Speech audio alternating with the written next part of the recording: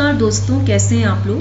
Digital electronics पढ़ा रही थी मैं, तो इसके मैंने कितने सारे क्वेश्चंस कराए हैं। आई होप आपको अच्छे भी लगे होंगे और ये सारे क्वेश्चंस वेरी इंपॉर्टेंट है। मैं आपको हमेशा जो एग्जाम में क्वेश्चंस आए होते हैं उससे रिलेटेड ही क्वेश्चंस कराती हूँ। मैंने आपको फर्स्ट क्वेश्चन कल होमवर्क में दिया था लास्ट क्लास में कि the race around condition can be avoided in digital logic circuits using shift register, master slave flip flop, full adder और एंड गेट। देखिए रेस अराउंड कंडीशन क्या होती है। It can be avoided by using master slave JK flip flop. आपको पता होगा जब दोनों इनपुट्स 1-1 होते हैं तो वहां क्या होता है, टॉगलिंग हो जाती है।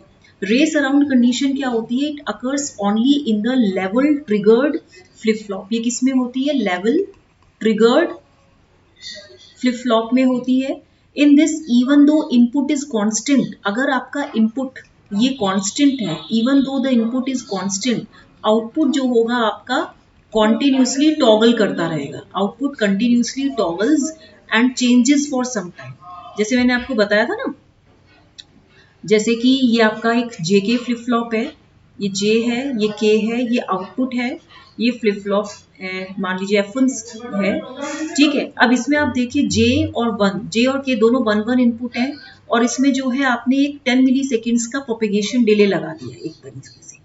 तो race condition occurs when J equal to 1, K equal to 1, ठीक है। अब यहाँ पे flip flop in toggling mode, ये कब होगा, जब टीपी ग्रेटर देन, ये आपका actually propagation delay 10 milli seconds, when TP is greater than T flip flop, ठीक है। Output toggles many times instead of once in one clock pulse. मतलब एक क्लॉक पल्स में आउटपुट कई बार टॉगलिंग करता है, विच इज अनडिजायरेबल, और उसको हम रेस अराउंड कंडीशन बोलते हैं। यानी कि 0 से 1 हुआ, फिर 1 से 0 हुआ, फिर 1, फिर 0, फिर 1, फिर 0। तो इसमें क्या है, इट टॉगल्स 10 टाइम्स, ठीक है। तो ये हो जाएगा। तो ये आपको क्वेश्चन समझ में आया। तो master slave JK flip flop is similar to the negative edge triggered flip flop, ठीक है।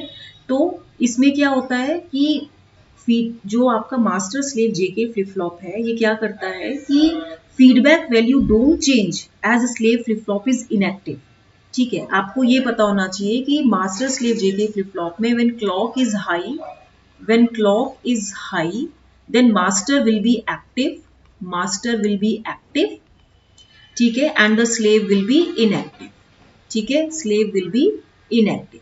And when clock is low, then इसका क्या होगा, लेटेस्ट मास्टर आउटपुट्स जो होंगे they are transfer to slave inputs and output मिलेगा। That is slave output change only once in one clock pulse. मतलब एक ही क्लॉक पल्स में केवल एक ही बार स्लेव का आउटपुट चेंज होगा, ठीक है। तो यहाँ मैं आपको एक ब्रीफ डायग्राम बता देती हूँ कि जैसे ये मास्टर है, यहाँ पे ये स्लेव है, ठीक है। यहाँ पे क्या किया है आपने, ये आपने इधर एक क्लॉक लगा दी है विच इज नेगेटिव, आपने लगाई है और इस तरीके से स्लेव में जा रही है। तो यहाँ पे क्या है, जब आपकी क्लॉक हाई रहेगी तो मास्टर आपका एक्टिव रहेगा, स्लेव इनएक्टिव रहेगा। And feedback values don't change क्योंकि स्लेव फ्लिप फ्लॉप इनएक्टिव है। ड्यू टू दिस, इस मास्टर आउटपुट की वजह से आउटपुट जो होता है it toggles only once, it toggles only once in one clock period, in one clock period. Understood. Next question है, for a 5 bit R2R ladder DAC which has digital input of 10101, the analog output value is। अब इस question में देखिए R2R ladder में आपको binary input कितना दिया है, योर बाइनरी इनपुट इज 10101, ठीक है। V रेफरेंस कितना दिया है आपको, प्लस 10 वोल्ट दिया है। RF कितना दिया है आपको, फीडबैक रेजिस्टेंस 3R दिया है। अब V output is equal to gain into decimal equivalent, ठीक है। अब यहां पे देखिए गेन क्या होता है, गेन होता है आपका -RF/R, और यहां पे जो डेसिमल इक्विवेलेंट होगा, ठीक है, वो क्या होगा, डेसिमल इक्विवेलेंट आपका हो जाएगा V reference by 2 to the power n into 2 to to the power 0 B0 plus 21 B1 plus up to 2n-1 Bn-1। ये आपको फॉर्मूला रटा होना चाहिए। पहली बात तो लेडर कौन से टाइप का है, R2R लेडर है, ठीक है। अब आप इसमें देखो गेन कितना है, -RF की वैल्यू कितनी है, 3R, ये R है। अब इसमें आप देखिए V रेफरेंस कितना है, V रेफरेंस है 10 वोल्ट, V रेफरेंस है आपका 10 volt and 2 to the power n कितना है, 2 टू दी पावर n मतलब 5 बिट है, n इज 5 बिट, ये 5 है।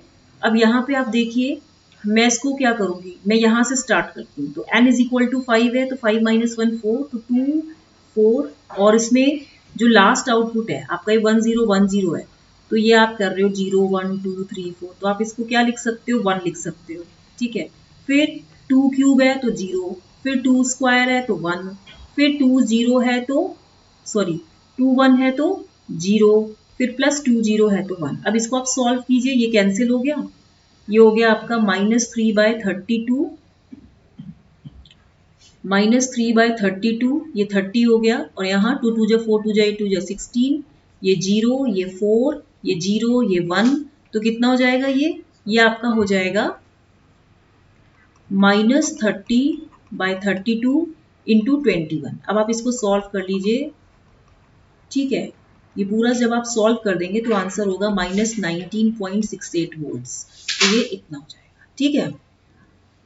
अच्छा ये कौन सा क्वेश्चन है, रुकिए, ये क्वेश्चन मैं यहाँ लिख देती हूँ, कैसा है ये, क्या हो गया इस क्वेश्चन को, ये क्वेश्चन है नेक्स्ट, एक्सप्रेस 39 -39 इन 8 बिट टूज कॉम्प्लीमेंट फॉर्म, ठीक है। अब इस क्वेश्चन को करते हैं, देखिए इसमें आप देखिए पहली बात तो क्या है, प्रोसीजर क्या है फॉर पहले तो आप 39 का बाइनरी रिप्रेजेंटेशन निकालेंगे, आपको पता है क्या होता है, 2 19 जा 38, तो ये क्या हो जाएगा, इधर 1 आएगा, फिर 2 9 जा 18, तो ये 1 आएगा, फिर 2 4 जा 8, तो अगेन ये 1 आएगा, फिर 2 2 जा 4, तो ये 0 आएगा, फिर 2 1 जा 2, तो अगेन यहाँ पे क्या आएगा 0, फिर ये 1 इधर, तो आपका ये आएगा 1 0 0 1 1 1, ठीक है।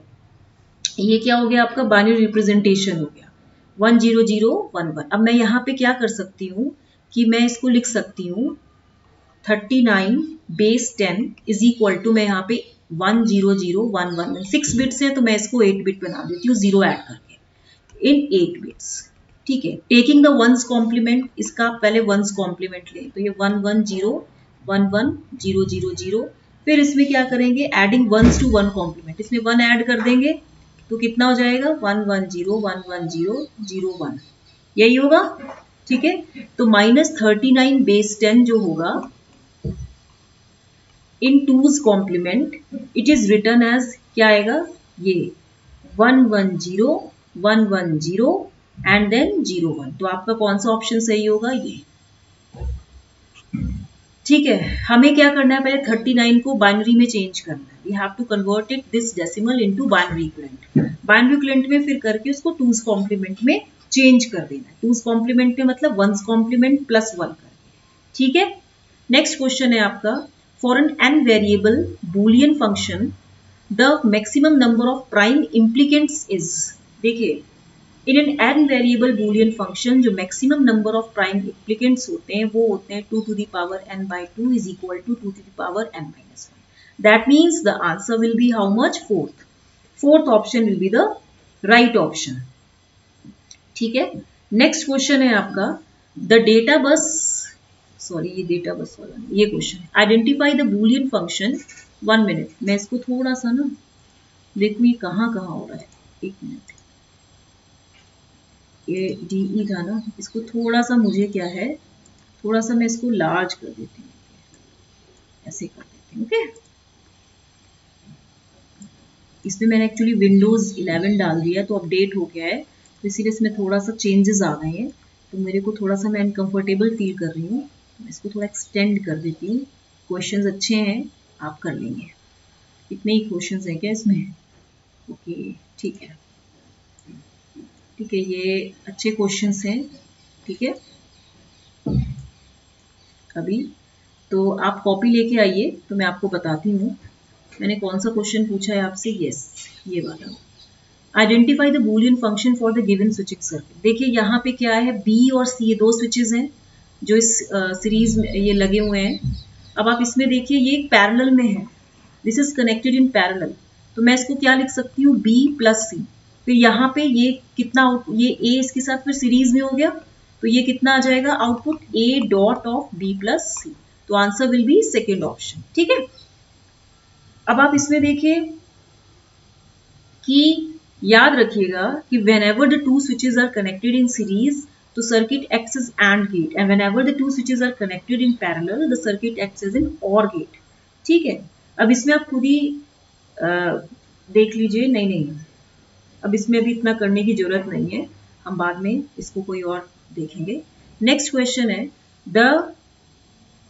कौन सा क्वेश्चन है, रुकिए रुकिए। The data bus in an 8085 microprocessor is a group of, देखिए, 8 bidirectional lines that are used to transfer 8 bits between the microprocessor and its IO memory. Second, 8 unidirectional lines, जहां जहां unidirectional है वो तो आप पहले काट ही दीजिए, ये और ये। Second and fourth option will not be applicable. क्यों एप्लीकेबल नहीं होगा, क्योंकि यूनिडायरेक्शनल डेटा बस लाइंस नहीं होती है 8085 में, वो बाइडायरेक्शनल लाइंस होती है।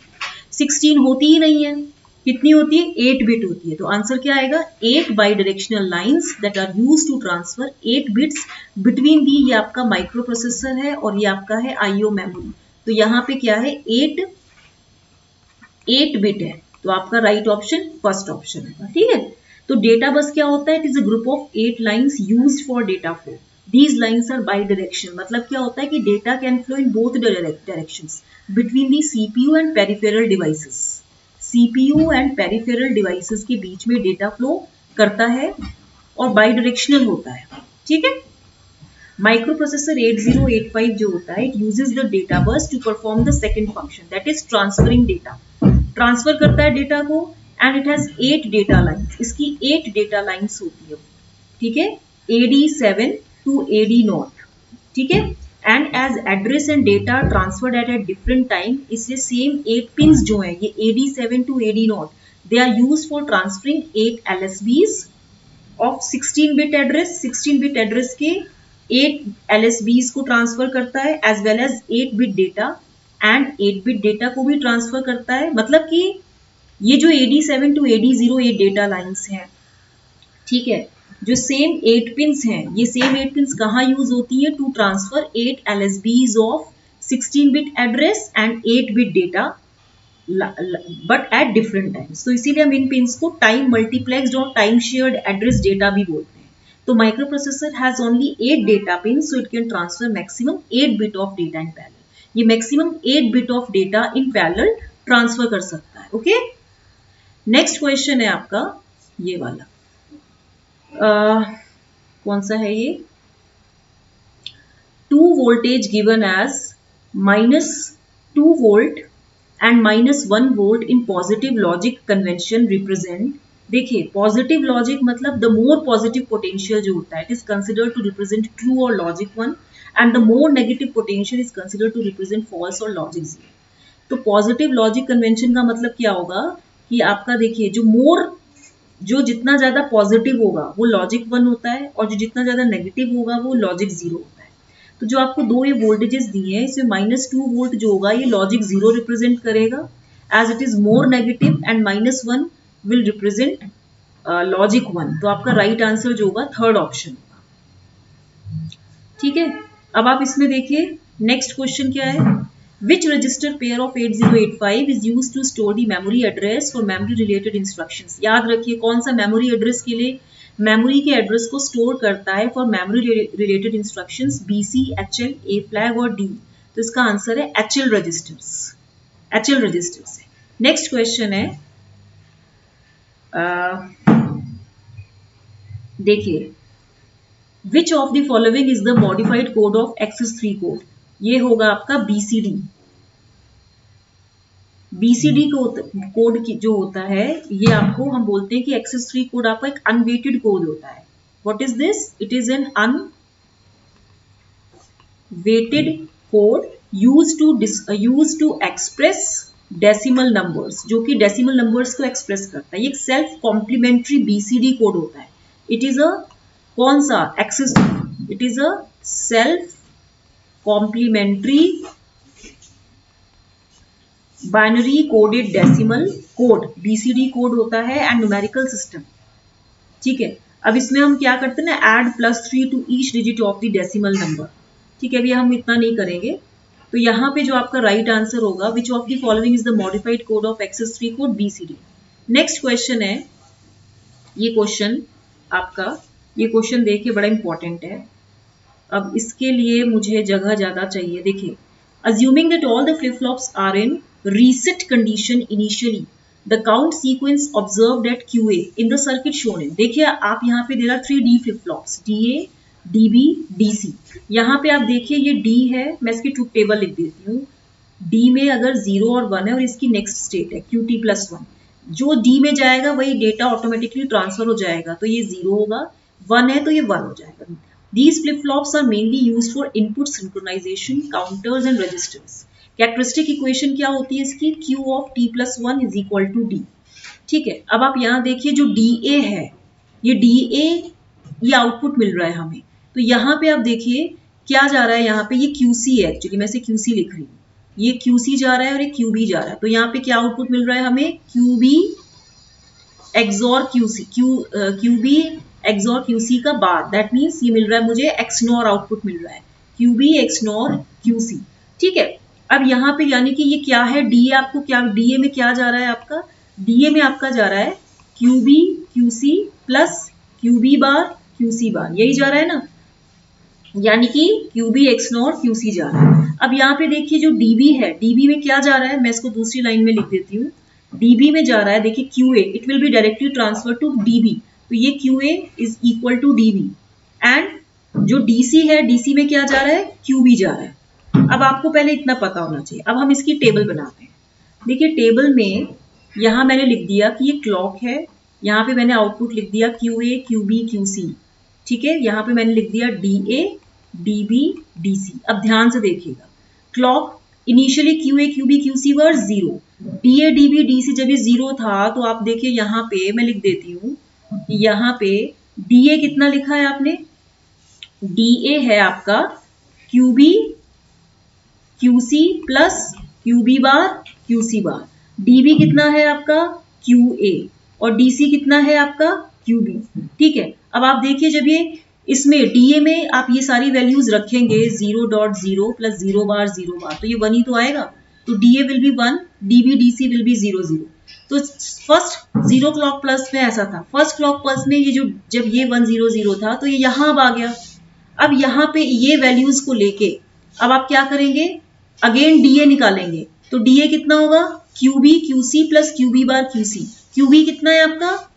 QB इट इज 0, यानी कि 0.0 प्लस 0 बार डॉट 0 अगेन, तो ये आपका 1 हो गया। DB इज QA 1 हो गया, DC इज QB तो 0 हो गया, 1 1 0। अगेन सेकेंड क्लॉक पल्स में ये वाला डेटा इधर आ गया 1 1 0। तो अगेन आप इसमें ये वैल्यूज डालिए, अगेन आप करिए DA कितना है? QB QC प्लस QB बार QC हो, तो ये QB बार QC बार है ये, तो यहाँ कितना आएगा? ये 0 1 1। Please take out your copies, आप ऐसे ही मत चले, मैं भी गलत कर सकती हूँ। थर्ड क्लॉक पल्स में ये वाला भी इधर ट्रांसफर हो गया 0 1 1। इसमें क्या आएगा? अगेन DA कितना हो गया? QB बार QC बार, सो यानी कि 0.0 बार एंड प्लस QB QC, तो ये कितना हो जाएगा? नहीं सॉरी, आप यहाँ मैं लिख देती हूँ, DA कितना है आपका? QB बार QC बार प्लस QB QC, तो QB बार QC बार, QB बार कितना है आपका? ये 1 1 इसका बार हो गया एंड प्लस 1.1, तो ये तो 1.1 हो गया और ये 0 हो गया, तो ये 1 ही तो आएगा, तो आपका आंसर ये 1 हो जाएगा। ठीक है, और फिर जो आपका ये DB है, दिस इज QA, तो ये 0 हो गया। जो DC है, इट इज QB, तो अगेन ये 1 हो गया। अब अगेन ये 1 0 1 जाएगा, 1 0 1 जाएगा। अगर आप इसको फिर से सॉल्व करेंगे तो ये कितना हो जाएगा? 0 1 0। फोर्थ क्लॉक पल्स हो गई। फिफ्थ क्लॉक पल्स में आप देखिए, अगेन फिफ्थ क्लॉक पल्स में आप इसको निकालिए इधर जरा, कितना है ये? QB बार QC बार प्लस QB QC, यानी कि 1 1, तो ये कितना हो जाएगा? 1.0 प्लस 1, यानी कि 1 प्लस 1 इज 0, यही तो होगा ना। 1 प्लस 1 इज हाउ मच? ये 0 आएगा, तो यानी कि ये तो आपका 0 1 0 हो गया। नहीं सॉरी, 0 1 0 ये हो गया। अब इसको लेके बनाना है तो 0 1 डॉट 0 का बार 1 डॉट 0 0 इसका 1 हो गया 1 प्लस 0 तो ये 1 होगा ना। नहीं कंफ्यूजन हो रही है। ये 6 क्लॉक पल्स है। अब देखिए ना ये 1 0 है तो पहले तो आप देखिए 1 बार 0 बार प्लस 1 डॉट 0 तो ये 0 हो गया ये 1 हो गया और 0 हो गया तो कितना हो जाएगा इधर बी ए 0 1 0 था ना। It is what Q B Q C plus Q B bar Q C bar. ये आपका सॉल्व करके कुछ 0 0 1 आएगा फिर अगेन 0 0 1 आएगा तो ये आपका अगेन 0 0 0 आएगा। तो आपका जो काउंटिंग सीक्वेंस होगा वो काउंटिंग सीक्वेंस आपका क्या होगा क्यू ए का 0 1 1 यहां से ये होगा काउंटिंग सीक्वेंस। ये देखिए ये है ये होगा आपका 0 1 1 0 1 0 0 0 1 1 0 1 0 0 0 1 0 तो ये आपका जो ऑप्शन आएगा वो होगा आपका फोर्थ ऑप्शन। देखिए मैंने थोड़ी यहां मुझे मिस्टेक हो रही है। देखिए 0 1 0 है ना। मैं आपको एक और चीज बता देती हूँ दूसरी ये है ना आपका फिफ्थ ये है आपका 0 1 0 ठीक है। ये क्या है आपका क्यू ए है ये क्यू बी है ये क्यू सी है। तो आप पहले निकालोगे डी ए कितना है आपका Q B Q C 1 dot 0 plus 1 bar 0 bar तो कितना हो गया 0 और ये कितना हो गया 0। हाँ तो ये 0 ही तो आएगा तो इधर 0 आ गया। उस वक्त मैं गड़बड़ कर दी तो इसीलिए ये आएगा। तो यानी कि क्वेश्चन में क्या पूछा है क्वेश्चन में पूछा है all the flip flops are in reset condition the count sequence observed at Q A. Count sequence मतलब क्यू ए पे आउटपुट देखना है। तो आपको क्लियर हो गया। नेक्स्ट क्वेश्चन है क्या क्वेश्चन है इसमें PLC has become popular because it performs dash functions data transfer timing and counting logical and analog. PLC has become popular because it performs timing and counting functions. PLC क्या होता है Programmable Logic Controller. It is an industrial computer control system that continuously monitors the state of input device. जो input device की state को monitor करता है ठीक है and makes the decision based upon a custom program to control the state of output devices. Monitors the state of input device and controls the state of output devices. Getting? ठीक है तो ये सब आपको याद होना चाहिए। पीएलसी कहाँ यूज होता है for automation of industry electromechanical processes such as control of machinery on factory assembly lines और फूड प्रोसेसिंग। नेक्स्ट क्वेश्चन है आपका the number of states in a 3 flip flop. ये जो आपका ये वाला क्वेश्चन है कि the number of states in a 3 flip flop Johnson counter is. देखिए जॉनसन काउंटर एक मॉडिफाइड रिंग काउंटर है याद रखिएगा। It is a modified ring counter okay and mod of the Johnson counter is जो mod है of Johnson counter इसका जो mod होता है इट इज 2n। ये 2n होगा if n flip flops are used. If n flip flops are used ठीक है। एंड इसमें देखिए total number of states n bit counter में कितने होते हैं 2 to the power n होते हैं। ये होते हैं total number of states in n bit counter okay. उसके बाद टोटल स्टेट्स जो जॉनसन काउंटर में होगा टोटल स्टेट्स जो जॉनसन काउंटर में होगा वो 2n होगा इन जॉनसन काउंटर। याद रखिएगा इंपॉर्टेंट है total states in Johnson counter is 2n and unused states 2 तो अभी छोड़ ही दीजिए। तो इसने बोला number of states in a 3 flip flop Johnson counter will be कितनी होंगी 2 into 3 2n होता है याद रखिए। तो 2 into 3 इज हाउ मच 6 तो आपका ये वाला ऑप्शन होगा। तो आई होप आपको क्वेश्चंस अच्छे लगे 1 2 3 फिर 4 फिर 5 फिर 6 फिर 7 फिर 8 फिर 9 फिर 10 फिर 11 फिर 12 क्वेश्चंस कराए। आपको अगर ये क्वेश्चंस अच्छे लगे हो प्लीज इसको ज्यादा से ज्यादा शेयर कीजिए। Please like share and subscribe okay. Thank you very much.